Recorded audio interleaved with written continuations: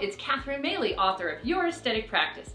Now, I get asked a lot about conversion rates, and it's a loaded question that we need to unpack before I start throwing out percentages.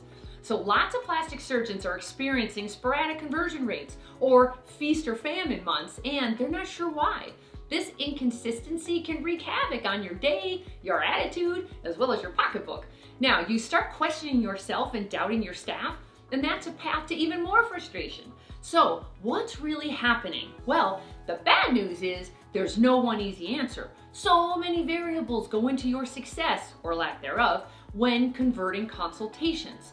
So one practice can play the quality versus quantity game, and they can experience an 80% conversion rate because the coordinator only works with the hyper interested. So she sends one follow-up email, and if they don't respond, she drops them.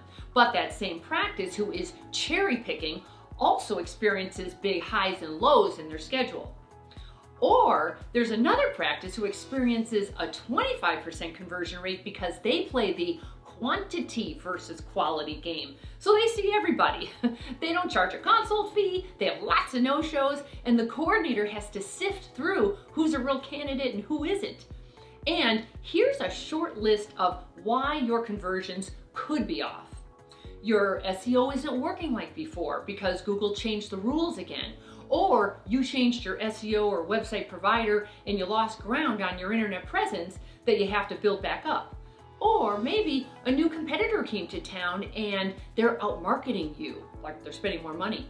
Or you changed up your marketing strategy and while you're getting more internet leads, they're poor quality leads.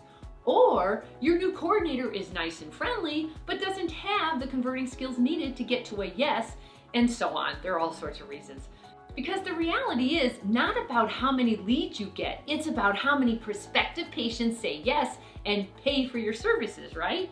Which is why your coordinator must be on her game to convert these consultations. So if she needs training, check out the Converting Club for Coordinators on my website and I'll train her for you. But back to the question, what's a good conversion rate? Here are guidelines to help you figure that out. Now, leads coming from internet stranger patients convert at typically 5 to 20%. Leads coming from word of mouth referrals convert at 50 to 70%. Leads coming from current patients who want more from you convert at 75% plus. And to break it down even more, breast aug leads convert much less than facelift leads, so I would separate those out so the data isn't skewed. By the way, if you question my stats that I just mentioned, no problem. Do this exercise to get the real numbers for your practice. Have your staff look up the last 50 to 100 surgeries you performed and fill out an Excel sheet by noting the procedure performed, the revenues charged, the referral source. Did they come cold from the internet? Were they a word of mouth referral, or were they a current patient coming back for more? Also note their age and zip code to determine if they're local or out of town. I've had surgeons from all over the country do this exercise, and they're always surprised to discover where their conversions and revenues actually came from. So see for yourself and let me know your own results.